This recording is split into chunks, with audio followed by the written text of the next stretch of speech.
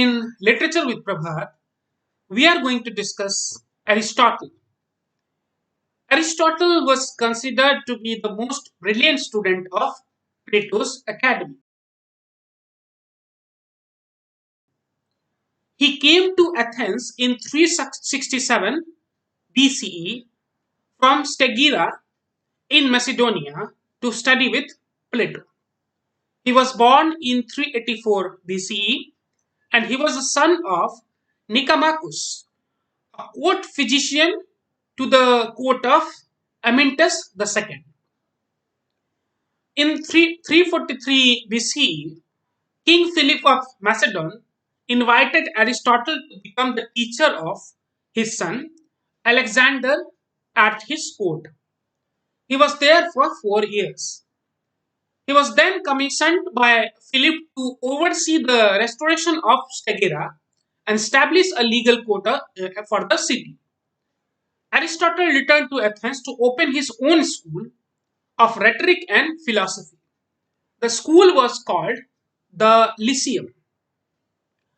He wrote 27 dialogues, but unfortunately, none of them was survived. Uh, we only know his lecture notes, which represent only 1/4 of his actual output. They were composed by himself and his students. These were published by Andronicus of Rhodes in the 1st century BCE. Plato had made the distinction between particular objects such as man or a bed and universals or qualities such as goodness or tallness. And these universals have an independent existence in the world of forms which somehow transcends the physical world. Aristotle believes, to the contrary to Plato, he believes in the connection between primary substance, which are universal, and secondary substances, which are particular. Without primary substance, says Aristotle, nothing else could even exist. Now, let us talk about poetics. Poetry and rhetoric had the status of productive sciences.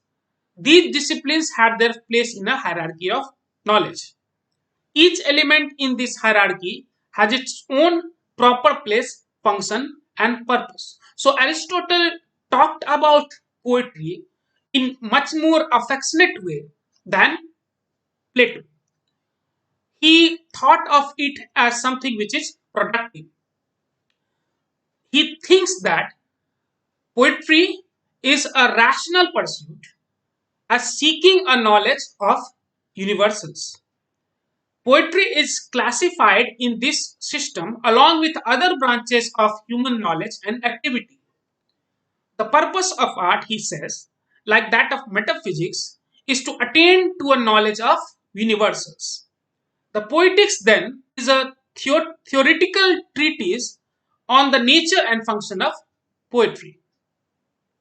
He criticized Plato's ideal republic as being confined within strictly utilitarian ends. His own state was directed towards the highest good as its final purpose and enabling men to live the good life. In Politics, his book, he says that poetry has the power to induce a certain character of soul. It must be applied to education, and the young must be educated in it. That is why children should not watch comedies because uh, it can kind of make a wrong impact on the young. For Plato, imitation is removed from truth since it produced an imperfect copy of the form and the world is removed from reality. Aristotle sees it as a basic human instinct and allows it as an avenue towards truth and knowledge. In the Poetics, he states that from childhood, human beings have an instinct for imitation, and that what differentiates human beings from other animals is that they indulge in imitation more. Everyone finds pleasure in learning. They depend on imitation to learn, as it is both a mode of learning and is associated with pleasure. He hopes that the pleasure doesn't lie in the thing which is imitated, but in the process of imitation itself.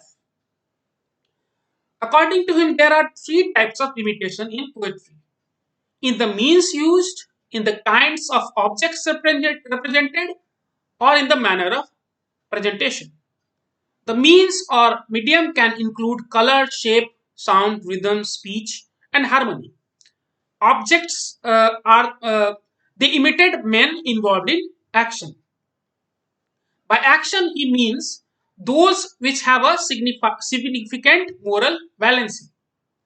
The actions imitated must either be noble or base, since human characters conforms to these distinctions. What lies at the basis of both human action and character is morality. It is this moral which the artist must imitate. So the object is to imitate men who is involved in action. About manner, he says, manner of imitation should be uh, the poet may imitate by narration, in which case he can either take another personality as Homer does, or speak in his own person, unchanged, or he may present all his characters as living and moving before us. He's talking about the narrative voice of the play and our point of view. Now he compares poets with historians. The poet's vision has a unity which the historian's work lacks. The poet must imitate things that were, things that are now, or things that people say or think to be, or things which ought to be. In his rhetoric, Aristotle states that truth is not beyond human nature and men do, for the most part, achieve it. It is not the function of the poet to narrate events that have actually happened, but rather events such as might occur in accordance with the law of probability or necessity. Poetry yields general truths, while history gives us particular facts. About tragedy, he says, tragedy is an imitation of an action that is complete and whole, and of a certain magnitude. For there may be a whole that is wanting in magnitude. A whole is that which has a beginning, a middle, and an end. Now, six elements of drama. These are plot, character, diction, thought, spectacle, and song. Two of the parts constitute the medium of imitation, one of the manner, and three the objects of imitation. About plot, he says, plot has to be structured properly with artistically constructed incidents and not just sequences and speech arranged haphazardly. Besides which, the most powerful elements of emotional interest in tragedy are peripeteia or reversal of the situation. It is a change by which the action changes towards the opposite to the probability or necessity. For example, in Oedipus, the messenger comes to cheer Oedipus and free him from his alarms about his mother. But by revealing who he is, he produces the opposite effect. Another important aspect of a plot is recognition or anagnosis. It is a change from ignorance to knowledge, which impacts the relationship between the characters. The best form of recognition is coincident with a reversal of the situation, as in the case of Oedipus. This recognition combined with reversal will produce either pity or fear, and actions producing these effects are those which, by our definition, will be a good tragedy. The scenes of suffering is a destructive or painful action, such as injury or death. Three unities. These are three unities that he talks about. First is unity of action. The plot, being an imitation of an action, must imitate one action, and that a whole.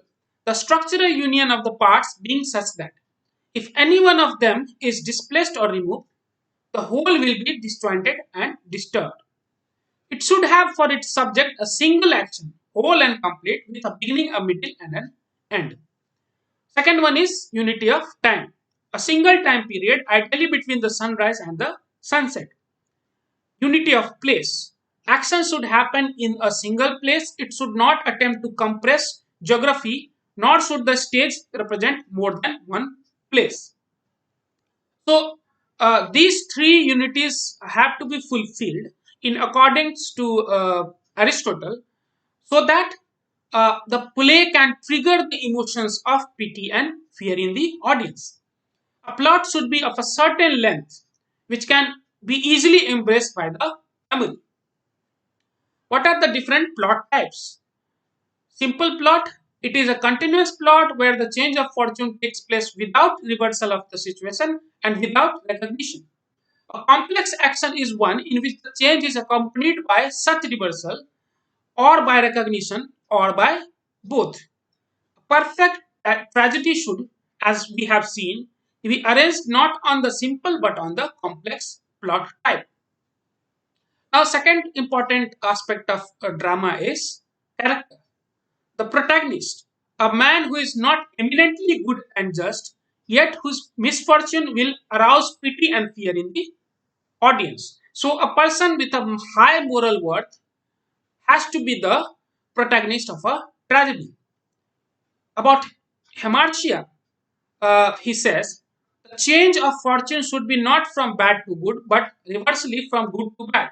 It should come about as the result not of vice, but of some great error or frailty in the character, either such as we have described, or better rather than worse. So, characters like Othello or Hamlet, who have some kind of frailty or error, and they're not really bad people, they have quite a few good qualities, but there is some error or frailty because of which they had to suffer such tragedy, and that error or frailty is called hamartia. The third important aspect of or element of drama is thought. In the case of oratory, it is related to politics and rhetorics. The older poets make their characters speak the language of civic life. The poets of our time, the language of the rhetoricians. Through speech, thought reveals the moral purpose of character, showing the audience what kind of things the character chooses or avoids. Speech of a character should create the excitation of the feelings, such as pity, fear, or anger. However, in a good tragedy, these emotions are evoked by using action. Fourth element is diction, which says is the expression of the meaning in words, and its essence is the same both in verse and prose. That extremes in diction be avoided. He calls for a mixture of poetic speech, use of metaphors, etc., and common speech.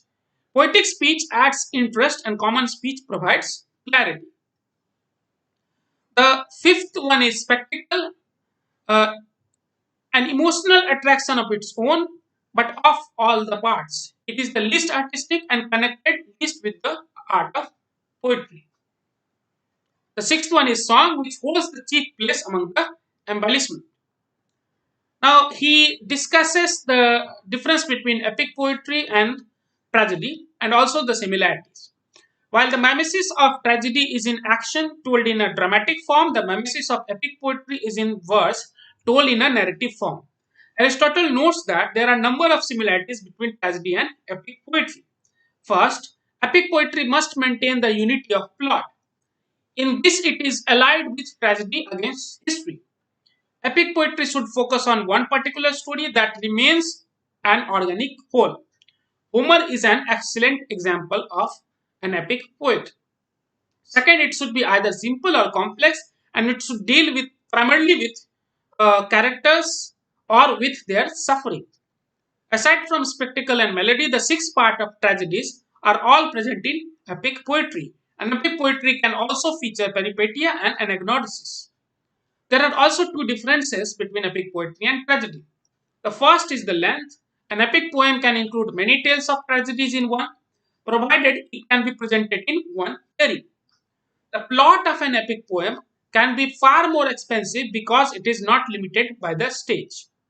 Epic poetry can use flash forward or go backward between events happening at the same time in different places, which is impossible to do on stage in a tragedy. Second point, epic poetry is narrated in a heroic meter, while tragedy is normally spoken in iambic meter. So these were some important aspects of Aristotle's works, like poetics and rhetorics. Uh, and please like, share, and subscribe so that you can get the notification of my next video, which is on Horace.